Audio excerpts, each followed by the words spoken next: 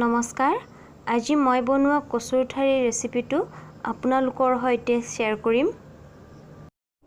এয়া মই কচু ঠাৰি লৈছো, সৰু সৰুকৈ কাটি লৈছো আৰু কোমল পাত কেইটা এনেকৈ বান্ধি লৈছো। আপোনালোকে কাটি ল'বও পাৰে। মই কঁঠালৰ গুটি লৈছো, এইটো বাটিৰে এবাটি সৰু সৰুকৈ কাটি লৈছো। থেকেৰা টেঙা লৈছো মই 3 পিচ, সৰু সৰুকৈ কাটি লৈছো। আপোনালোকে নেমুৰ ৰসো ল'ব পাৰে, ডাঙৰ চামুচেৰে 2 চামুচ ল'ব।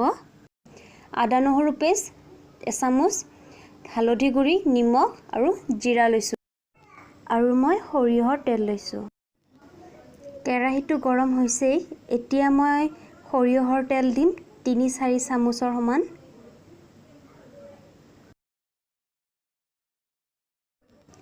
এতিয়া ইয়াত মই গোটা জিৰাখিনি দি দিলোঁ। একেলগে মই আদা নহৰু পেষ্টটো দি দিম। কেঁচা গোন্ধখিনি নোযোৱালৈকে ফ্ৰাই কৰি ল'ম। একেলগে জলকীয়াটো দি দিলোঁ। এতিয়া মই লো ফ্লেমত 1-1.5 মিনিট সময় ফ্ৰাই কৰি ল'ম। আদা নহৰু পেষ্টৰ কেঁচা গোন্ধখিনি নাইকিয়া হৈ গ'ল। এতিয়া মই ইয়াত কাটি থোৱা কচুখিনি গোটেইখিনি একেলগে দি দিম।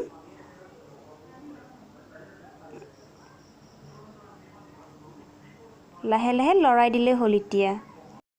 এতিয়া মই ইয়াত কঁঠালৰ গুটিখিনি দি দিলোঁ। সোৱাদ অনুসৰি একেলগে নিমখো দি দিম। এইখিনি নিমখ মই গুটিখিনি দি দিলোঁ। কঁঠালৰ গুটি নহ'লে আপোনালোকে কেঁচা বুটো ল'ব পাৰে। এতিয়া মই ভালকৈ লৰাই দিম নিমখখিনি মিক্স হ'বৰ কাৰণে। তাৰপিছত মই 5 মিনিট সময়ৰ কাৰণে ঢাকনি লগাই দিম। 5 মিনিট সময় হৈ গ'ল। এতিয়া মই এইখিনি ভালকৈ লৰাই দিম। প্ৰথমতে ইমানখিনি কচু হৈছিল, 5 মিনিট সময় যেতিয়াই ঢাকি দিলোঁ তাৰপিছতে ইমানখিনি কমি গৈছে আৰু সব কচুৰ পৰা পানীও ওলাইছে। এতিয়া মই ইয়াত হালধি দি দিম।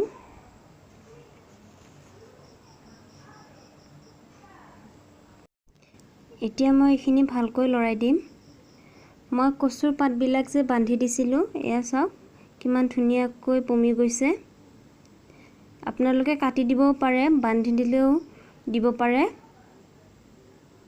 আৰু কঁঠালৰ গুটিবোৰ সৰু সৰুকৈ দিব, গোটা গোটাকৈ দিলে নিসিজিব, সৰু সৰুকৈ কাটি দিলে সোনকালে সিজিব। এতিয়া মই 10 মিনিটৰ কাৰণে ঢাকনি লগাই দিম। বেছি লৰাই থাকিব নালাগে। 10 মিনিট সময় হৈ গ'ল। কচুখিনিও ভালকৈ সিজিছে। এতিয়া মই হেতাখনেৰে ঠাৰিত কচুখিনি ভালকৈ ভাঙি দিছোঁ। কঁঠালৰ গুটিখিনি সিজিবৰ কাৰণে সময় লাগে, কচু সিজিবৰ কাৰণে বেছি সময় নালাগে। জুইৰ ফ্লেমটো লৈ ৰাখিব।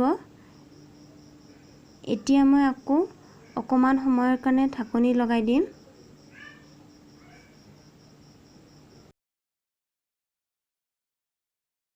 এতিয়া মই ইয়াত থেকেৰা টেঙাখিনি দি দিম।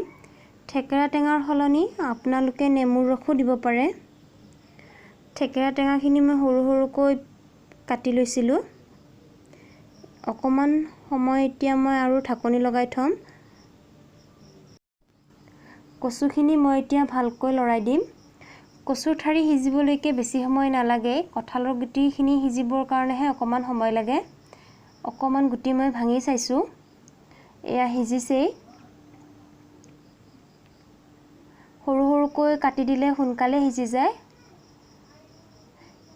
এতিয়া মই এইখিনি অকমান সময় মিডিয়াম ফ্লেমত লৰাই থাকিম। যিখিনি এক্সট্ৰা পানী আছে সেইখিনি পানী শুকাই যোৱালৈকে। পানীখিনি শুকাই যোৱালৈকে মই ফ্ৰাই কৰিম। শুকাইছেই প্ৰায়। আপোনালোকে এনেকৈ কম সামগ্ৰীৰে বনাই খাব। বহুত হেলদিও হয়, খাবলৈ সোৱাদ হয়। এতিয়া মই এইখিনি নমাই দিম। এনেকৈ আপোনালোকেও কচুৰ ঠাৰি ঘৰতে বনাই খাব। ভিডিঅ'টো ভাল লাগিলে লাইক কৰিব, ছাবস্ক্ৰাইব কৰিব, লগতে কমেণ্ট কৰি জনাব কেনেকুৱা পালে।